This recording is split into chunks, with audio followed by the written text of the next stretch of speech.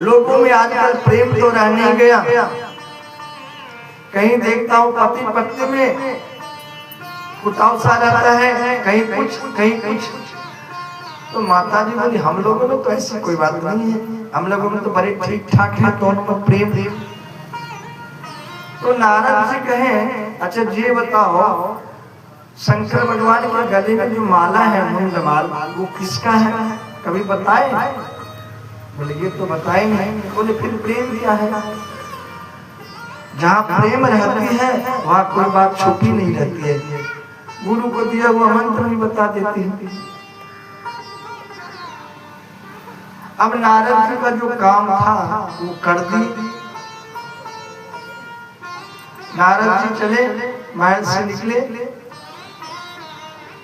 माता जी प्रतीक्षा में थी। अब शंकर भगवान आएंगे तो आज मैं उनसे पूछूं कि आपके गले में किसकी मुंडमाल है ये तो बताइए।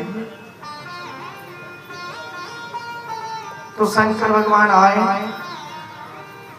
रोजीना तो माता जी गिलास में जलपात्र में जल लेकर आती थी, लीजिए जलपान कीजिए। आज शंकर भगवान आए सो माता जी मुख फेर कर बैठ गई। क्या बोली? बोली मुझे आपसे बात ही नहीं करनी है। बोले क्यों, क्या हुआ देवी जी? नारद जी आए थे, ज्यादा आंखें खोल गई क्या? बोले पहले ये बताइए आपके गले में मुंडमाल किसकी है? बोले सारे मुंडमाल तो आपकी है।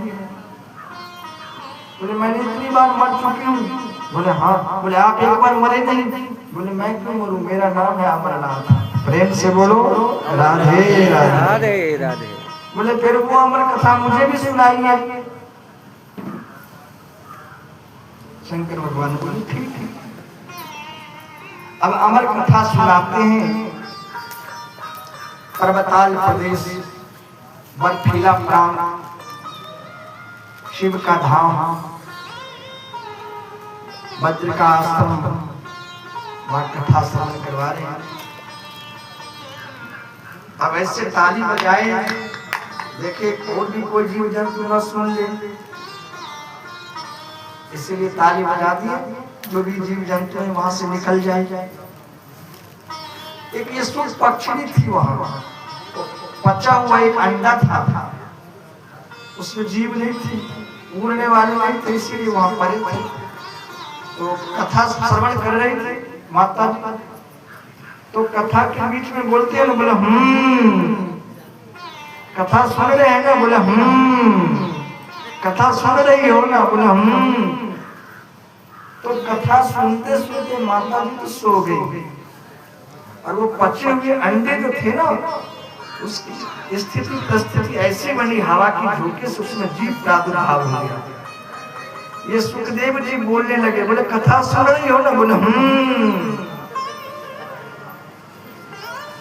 कथा सुन रही हो? बोले अब कथा जब विराम हुई तो देखे माता जी तो सो रही है, तो हुंकार कौन भर रही थी हमारे साथ?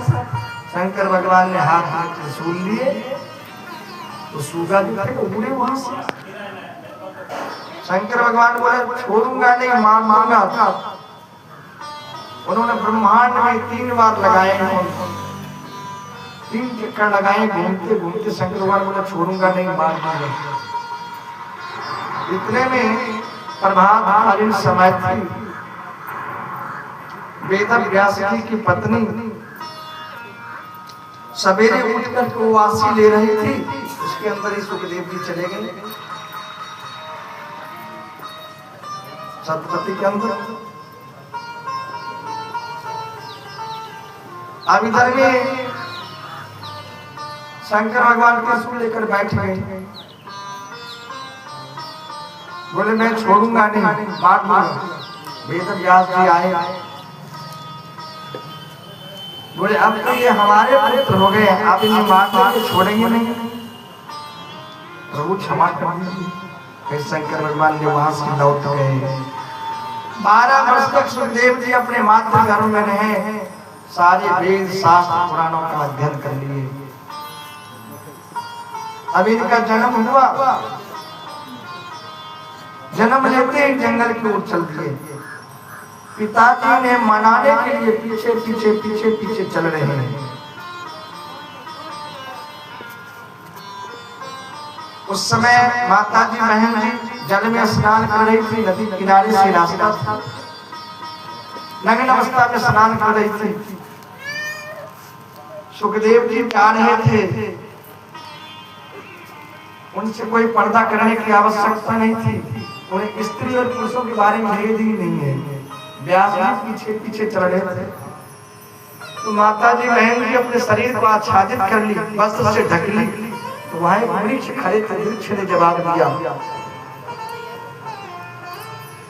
ये कह रहे व्यास जी को देखो, नवयुवक 16 वर्षीय हमारे पुत्र भी इधर से गुजरे, इधर से चल रहे थे जंगल की ओर, आप लोग ने पर्दा करी नहीं। मैं तो आपके दादा परदादा परदादा के समान हूं, मेरे से वस्त्र आच्छादित करने का क्या आवश्यकता थी। तो वृक्षों ने कह दिया कि तस्य पुत्रो महायोगी, आपके लिए नहीं आपके पुत्रों के लिए मैंने सुना हूं तो महायोगीश्वर है, सभी सर्वभूत हृदयम मुनिमानित विस्मी, वो तो सबके हृदय में निवास करते हैं। आपकी तो सारे क्रिया कराए पे मेनका नाम की एक अप्सरा आई जो पानी फेरा फेरा कर चली गई।